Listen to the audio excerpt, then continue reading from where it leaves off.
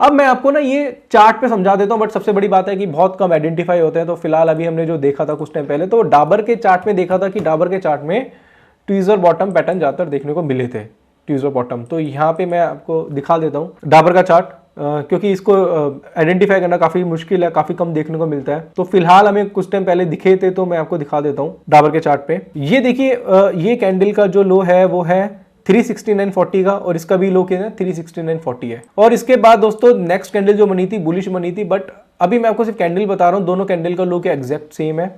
Third candle bullish थी, but देखो bullish candle का जो साइज है वो बहुत बड़ा है, तो इस पे कभी भी ट्रेड आपको करना नहीं है। उसका रीज़न क्या है, क्योंकि आपका स्टॉप लॉस बहुत बड़ा हो जाएगा। स्टॉप लॉस बड़ा हो जाएगा तो जब भी ऐसी कैंडलस्टिक पैटर्न देखने को मिलते हैं, जब अगली कैंडल का साइज बहुत ज़्यादा बड़ा होता है, तो वहाँ पे आपको ट्रेड नहीं करना है, यानी कि 2 टाइम्स होता है रेलेवेंट कैंडल के, तो उस पर आपको ट्रेड नहीं करना है। यहाँ पे मुझे लग रहा है शायद ये ट्वीजर बॉटम है। ये देखिए फर्स्ट बेरिश कैंडल का लो कितना है 375.40, और अगली कैंडल का लो कितना है 375.40। इसका मतलब है कि ये ट्वीजर बॉटम कैंडलस्टिक पैटर्न है। डाउन ट्रेंड है, फर्स्ट बेरिश सेकंड बुलिश, दोनों का लो सेम है, थर्ड कैंडल बुलिश है, हाई ब्रेक हुआ, आप अपनी पोजीशन बाय में बना सकते हैं। एग्जांपल के तौर पे इसका हाई है 380 रुपये 10 पैसे का, 380.10 का, आप 380.20 पे अपनी बाइंग पोजीशन बना सकते हैं।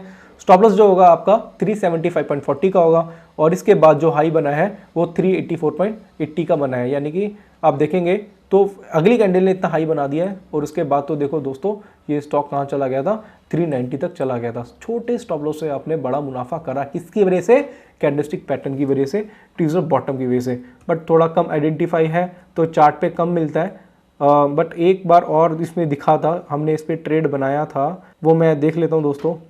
कम देखने को मिलता है, तो इसलिए मैं इसकी ज़्यादा प्रैक्टिस नहीं करा पाऊंगा। बट मैंने को बताया कि जब हम ग्रुप बनाएंगे तो ग्रुप पे जब भी हमें दिखेगा तो हम आपको भेजते रहेंगे। तो फिलहाल दोस्तों अभी तो इसमें ही बना है, और ज़्यादा किसी में देखने को नहीं मिलता, बहुत कम आइडेंटिफाई होते हैं। फिलहाल तो अभी और नहीं दोस्तों देखने को मिला, बट कभी आगे देखने को मिलेगा तो मैं बिल्कुल आपको बताऊंगा। तो दोस्तों यहाँ पे मैं अभी ये बताना चाहूँगा कि ट्वीजर बॉटम या ट्वीजर टॉप जो pattern candlestick pattern, tweezer top भी कहीं देखने को नहीं मिलता, बहुत कम, ये पैटर्न बहुत कम देखने को मिलते हैं दोस्तों। तो इसकी इसलिए मैं ज़्यादा प्रैक्टिस नहीं करा पाऊँगा आपको। हाँ, बट जब मैं आपको ग्रुप बनाऊँगा तो उस ग्रुप में जब भी कोई ऐसा पैटर्न देखने को मिलेगा तो फोटो क्लिक करके मैं उस पर ग्रुप पर भेज दूँगा, ताकि आपको पढ़ाने में समझने में आसानी रहे। तो दोस्तों अभी मैंने आपको कैंडलस्टिक पैटर्न जो बताए हैं, फिलहाल मैं बताना चाहता हूं दोस्तों, अभी मैंने आपको सारे कैंडलस्टिक पैटर्न करा दिए हैं, जिसमें मैंने आपको स्टार्ट कराया था हैमर के साथ, उसके बाद मैंने शूटिंग स्टार पैटर्न कराया था आपको, उसके बाद मैंने आपको morning star, evening star, inverted hammer, hanging man, piercing pattern, dark cloud cover, bullish engulfing, bearish engulfing, bullish harami, bearish harami, साथ साथ मैंने आपको ट्वीजर टॉप और ट्वीजर बॉटम कैंडलस्टिक पैटर्न भी कराया। अब इस जो कैंडलस्टिक पैटर्न कराया वो मैंने आपको ज्यादातर चार्ट पे समझाया है। चार्ट पे मैंने आपको क्यों समझाया, उसका सबसे बड़ा कारण ये है क्योंकि जो भी आप सीखते हैं वो चार्ट पे ही सीखते हैं। क्योंकि देखो दोस्तों, अगर आपको स्विमिंग करनी है तो आप क्या करेंगे, स्विमिंग पूल में ही जाके स्विमिंग करेंगे। तो आप कोई किताबें पढ़ के, वीडियो देख कर अगर स्विमिंग करने जाएंगे तो आप आराम से वहाँ पे स्विमिंग नहीं कर पाएंगे। क्यों नहीं कर पाएंगे, उसका कारण क्या है, क्योंकि आपको पूल में उतरना पड़ता है। नाक में पानी जाता है, कैसा लगता है वो आपको तभी पता चलेगा जब आप पूल में उतरेंगे। तो आपको उतरना है चार्ट पे। अगर आप टेक्निकल एनालिसिस सीख रहे हैं और आपके पास चार्ट ही अवेलेबल नहीं है, तो दोस्तों आप टेक्निकल एनालिसिस नहीं सीख सकते, क्योंकि जो सीखना है वो आपको चार्ट में ही सीखना है। तो चार्ट पे सीखने के लिए, चार्ट को समझने के लिए आपके पास चार्ट होना चाहिए। और जो जो चीज़ें हमें आपको बताई हैं, जो कैंडलस्टिक आपको कराए हैं, जो जो आपको लॉजिक कराए हैं, जितने हमने आपको बैक टेस्टिंग कराई है, जितना भी हमने आपको एडवांस कैंडलस्टिक पैटर्न कराया है, आपको जितने भी कैंडलस्टिक पैटर्न आपको कराए हैं वो आपको चार्ट पे ही समझने हैं। तो अभी मैंने आपको जितने भी कैंडलस्टिक पैटर्न कराए हैं वो बिल्कुल एडवांस लेवल के हैं, बहुत अच्छे लॉजिक्स मैंने आपको कराए हैं। ऐसे लॉजिक किसी बुक में, किसी आपको थ्योरी में, या फिर किसी सेमिनार में, किसी चैनल पे, कहीं पे भी आपको नहीं सीखने को मिलेंगे, ना ही किसी क्लासेस में। तो ये आपको यहीं पे ही सीखने को मिले हैं। तो मैं दोस्तों आपसे गुजारिश करता हूं कि आप उसकी ज़्यादा से ज़्यादा प्रैक्टिस करिए, जो जो चीज़ें बताइए उसे नोट करके चलिए, और जब उसे नोट करके चलेंगे और अपने डाउट मेरे से मेल के थ्रू या व्हाट्सएप के थ्रू क्लियर भी करते चलिए, ताकि आपको सीखने में आसानी रहे। और जैसे कि मैंने आपको बताया कि हम अपना एक ग्रुप बनाएंगे, और उस ग्रुप में क्या करेंगे, आपको ऐड करेंगे। ऐड करने के बाद क्या करेंगे, जब भी कोई पैटर्न बनेगा हम आपको क्या करेंगे, उसमें आपको उसकी फोटो क्लिक करके भेज देंगे, ताकि आपको आसानी रहे। तो उससे क्या रहेगा कि आपकी प्रैक्टिस बहुत अच्छी रहेगी, आपके अंदर एक कॉन्फिडेंस आएगा। एग्जाम्पल के तौर पे हमने आपको अभी एंगल्फिंग पैटर्न पढ़ाया, और वैसे ही एंगल्फिंग पैटर्न किसी चार्ट पे देखने को मिला, अगर मान लो वो डाबर पे देखने को मिला और हमने क्या करा, उसकी फोटो क्लिक करके लाइव मार्केट में, हम जो भी करेंगे लाइव मार्केट में कराएंगे, लाइव मार्केट में फोटो क्लिक करके हमने भेजी, उसकी कंफर्मेशन आपको देखनी है, आप उसके हिसाब से आप ट्रेड लीजिए, या उस पर आप पहले क्या करिए, आप पेपर पे लिखिए, पेपर ट्रेडिंग भी बोलते हैं उसे, तब उसका टारगेट आएगा तो दोस्तों आपके अंदर एक कॉन्फिडेंस आएगा। क्योंकि दोस्तों आप जो सीखेंगे ना, अपने कॉन्फिडेंस के साथ सीखिए। मैं इतने कॉन्फिडेंस के साथ आपको पढ़ा रहा हूं, क्यों पढ़ा रहा हूं, क्योंकि मैं अपनी थ्योरी के ऊपर बहुत ज्यादा श्योर हूं, मैं कॉन्फिडेंट हूं, इसलिए मैं आपको कॉन्फिडेंटली आपको पढ़ा रहा हूं। अगर मेरे अंदर ही कॉन्फिडेंट नहीं होता तो मैं इस तरीके से नहीं पढ़ाता आपको। तो दोस्तों मैं चाहता हूं ये कॉन्फिडेंस आपके अंदर भी दिखे। तो आपके अंदर कैसे दिखेगा, वो तब दिखेगा जब आप उसकी अच्छी तरीके से तैयारी करेंगे। और मैं आपके साथ हूं दोस्तों, अगर आप ये कोर्स कर रहे हैं तो मैं आपको बिल्कुल भी नहीं छोड़ूंगा। और इसका मतलब यह है कि बिल्कुल हम मिलके काम करेंगे, ग्रुप में काम करेंगे, और उसके बाद आपकी एक्यूरेसी बहुत अच्छी देखने को मिलेगी। तो दोस्तों मैंने अभी आपको कैंडलस्टिक पैटर्न कराया, इसके बाद मैं आपको चार्ट पैटर्न कराऊंगा। तो कैंडलस्टिक पैटर्न की स्टडी करने के बाद ही आप चार्ट पैटर्न की स्टडी करिएगा, मैं आपको बता देता हूँ। ऐसा नहीं कि आप वीडियो देख रहे हैं तो कंटिन्यूस देख रहे हैं, ऐसा नहीं है। आपको स्टेप बाय स्टेप क्लियर करना पड़ेगा। जैसे आपने हैमर पढ़ा, हैमर के बारे में आपने पढ़ा, फिर आपको क्या करना है, आपको चार्ट पे जाना है, आपको चार्ट पे हैमर ढूंढने हैं। शूटिंग स्टार पढ़ा, शूटिंग स्टार ढूंढने हैं। एंगल्फिंग पढ़ा, एंगल्फिंग ढूंढने हैं। जब आपको लगेगा ना हाँ आपको समझ में आ रहा है, तो फिर आगे क्या है, कंटिन्यू करिएगा। क्योंकि कोर्स तो आपने पूरा परचेज कर लिया है, बट इसका मतलब ये नहीं कि परचेज करने का मतलब कि पूरा आपने एक बारी में देख लिया, नहीं। आपको स्टेप बाय स्टेप चलना है और डाउट अपने क्लियर करते चलिएगा। तो अब मैं आपको दोस्तों चार्ट पैटर्न कराऊंगा, और चार्ट पैटर्न के बारे में आपको अच्छी तरीके से बताऊंगा, एडवांस तरीके से चार्ट पैटर्न कराऊंगा। और उस चार्ट पैटर्न को समझ के और अपने कैंडलस्टिक थ्योरी को यूज करके आप देखिएगा कि कितना रिजल्ट निकलेगा। और एक चीज और बताना चाहूंगा दोस्तों आपको, जब मैं आपको चार्ट पैटर्न कराऊंगा तो चार्ट पैटर्न के साथ साथ भी मैं आपको कैंडलस्टिक कराऊंगा, ताकि आपकी स्टडी बनी रहे। अगर मैं चार्ट पैटर्न करा रहा हूं और मैं आपको चार्ट पे समझा रहा हूं तो कैंडलस्टिक पैटर्न दिखेगा तो भी मैं आपको पढ़ाता रहूंगा, ताकि आपको क्या रिमाइंड होता रहे। आप क्या करें, आप एक तरीके से आपको रिमाइंडर मिलता रहे उसका। तो चलो दोस्तों अब मैं आपको चार्ट पैटर्न कराता हूं। दोस्तों अब हम आपको चार्ट पैटर्न के बारे में बताएंगे, और सबसे पहला चार्ट पैटर्न है सपोर्ट एंड रेजिस्टेंस। आज हम आपको बताएंगे कि सपोर्ट एंड रेजिस्टेंस होता क्या है, सपोर्ट एंड रेजिस्टेंस एक्चुअल में किस तरीके से काम करता है, सपोर्ट और रेजिस्टेंस में काम करने के लिए आपको क्या क्या सावधानी बरतनी चाहिए। तो सबसे पहले मैं आपको बेसिक से स्टार्ट करता हूं कि सपोर्ट और रेजिस्टेंस बेसिकली होता क्या है। अब देखो, सपोर्ट और रेजिस्टेंस के बारे में अगर मैं आपको बताना चाहूं तो आपको बताना चाहूंगा सपोर्ट और रेजिस्टेंस एक बहुत ही बेसिक थ्योरी है।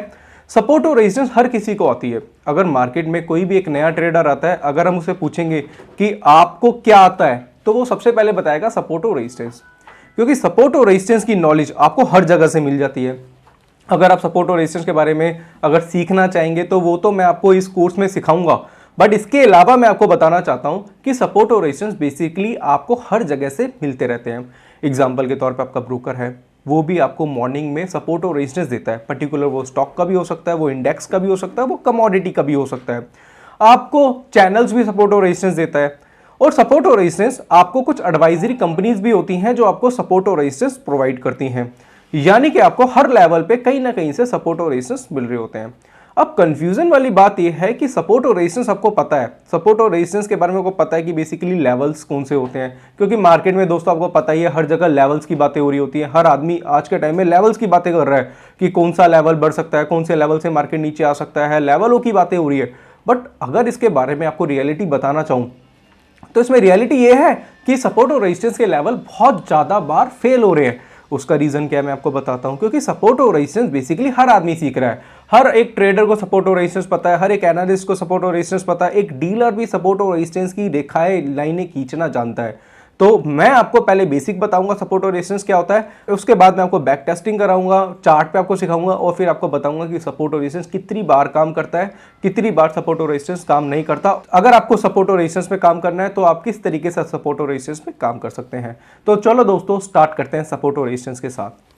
अब होता है क्या बेसिकली दोस्तों, सपोर्ट और रेजिस्टेंस में अगर आप देखेंगे तो एग्जांपल के तौर पे एक लेवल है 250 का एक लेवल है, ठीक है, 250 का एक लेवल है।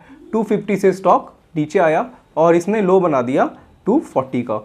अब 240 का लो बन गया।